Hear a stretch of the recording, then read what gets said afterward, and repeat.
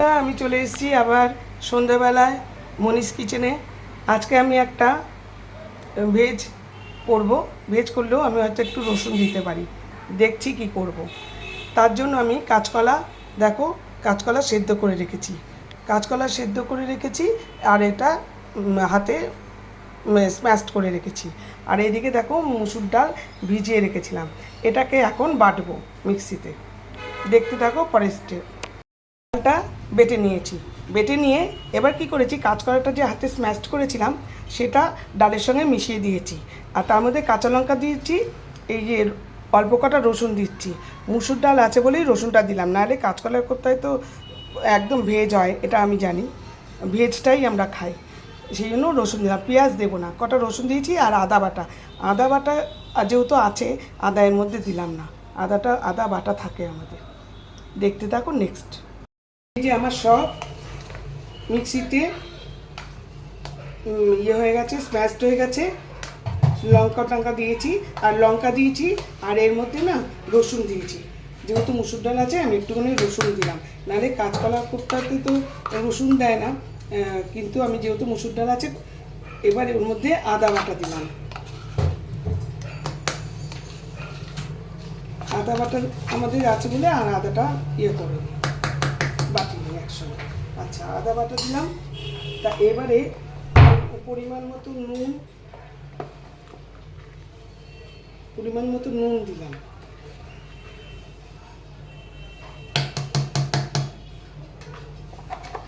Sorry, ওটা বলতে দিলাম। লঙ্কার গুঁড়ো দিলাম, হলুদ গুঁড়ো দিলাম,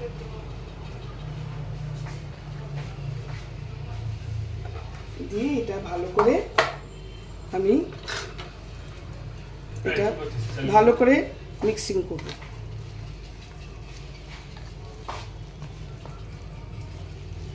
এটা ভালো করে একটু ফেটাতে হবে।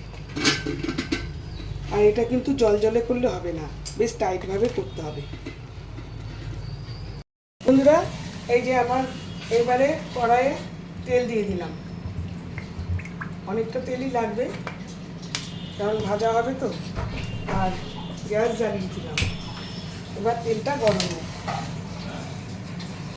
তেল গরম হয়ে গেছে, অত গরমে তো এখন আর দিই না, একটু হালকা গরমেই এখন দিই, তাতে ভালো হয়।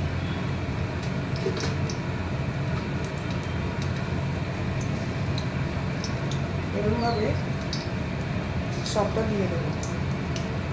বড় বড়ও দিতে পারতাম, কিন্তু আমি ছোটো ছোটো ভালো লাগছে।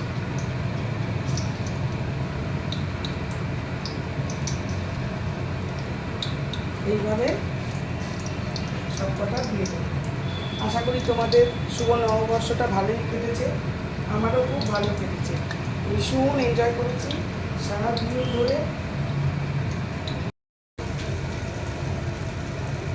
এই যে এক এক করে দিয়ে দিচ্ছি আমার পেটিয়ে রাখা ডাল আর কাঁচকলা। খুব ছোটো না, আবার বড়ও না, মোটামুটি অল্প অল্প বড়া স্টাইলে করছি। এইভাবে রুটিটা দিয়ে দিচ্ছি। আশা করি তোমাদের নববর্ষ খুব ভালো কেটেছে, আমারও খুব ভালো কেটেছে। সারাদিন হই উঠলো, সারাদিনটা খুব ভালো কেটেছে। তোমরাও নিশ্চয়ই নতুন জামা কাপড় পরে খুবই এনজয় করেছো, আমরাও তাই। এইভাবে সবকটা দিয়ে দেবো। বন্ধুরা, এই দেখো এক পিঠ ভাজা হয়ে গেছে, উল্টে দিয়েছি, আরেক পিঠ ভাজা হচ্ছে। সুন্দর, একদম হালকা মুচমুচে, খুব সুন্দর হয়েছে। হয়ে গেছে, এবার আমি তুলে নিচ্ছি, তুলে বাটিতে রাখছি। সব বড়াগুলো ভাজা হয়ে গেছে, এই দেখো সব বড়াগুলো ভেজে নিয়েছি। এইবারে অনেকটা তেল ছিল, একটু তেলটা কমিয়ে নিয়েছি। এবার গরম তেলটা আবার দিচ্ছি, তেলটা অনেক বেশি ছিল ওই জন্য কমিয়ে নিয়েছি। দিয়ে অতটা তেল লাগবে না। এবারে এর মধ্যে একটু জিরে ফোড়ন, বেশি দেবো না, অল্প দেবো জিরে ফোড়ন, শুকনো লঙ্কা, তেজপাতাটা নেই, দিচ্ছি না। আর একটু কালো জিরে দেবো, বেশি দেবো না, অল্প একটু কালো জিরে দিলে একটা সুন্দর গন্ধ আসে। একটু কালো জিরে দিয়ে দিলাম, একটা সুন্দর গন্ধ আসবে, তাই জন্য এই দুটো ফোড়ন একসঙ্গে দিলাম, খুব ভালো হবে। এবার টমেটোটা দিয়ে দিলাম।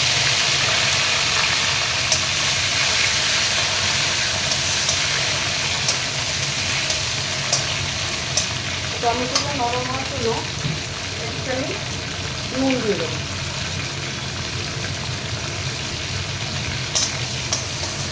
খুব তাড়াতাড়ি নরম হয়ে যাবে।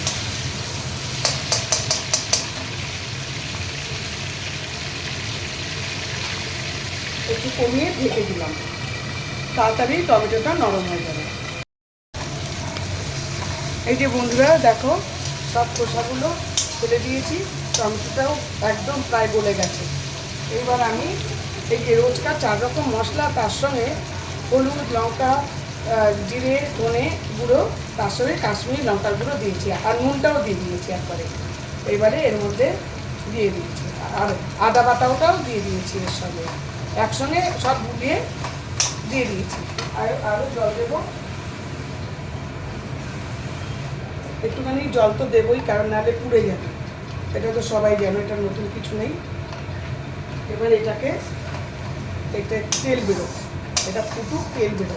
আর এর মধ্যে আমি একটু চিনি দিয়ে দেবো, একটুখানি ফুটুক এটা। এই যে এবারে একটুখানি চিনি দিয়ে দিলাম, বেশি না, অল্প অল্প একটু চিনি দিয়ে দিলাম।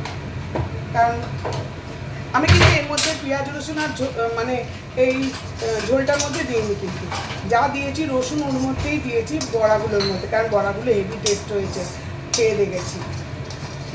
এইটার মধ্যে আর কিছু দেবো না, এবার তেল বেরিয়ে গেছে। এইবার আমি বেশ খানিকটা জল দিয়ে দেবো। এবার এটা ফুটলে পরে নেক্সট ডে এটা ভালো করে ফুটুক, কটা কাঁচা লঙ্কা দিয়ে দিলাম।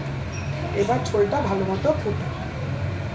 এই যে ঝোলটা ফুটে গেছে, এইবার আমি বড়াগুলো দিয়ে দিচ্ছি।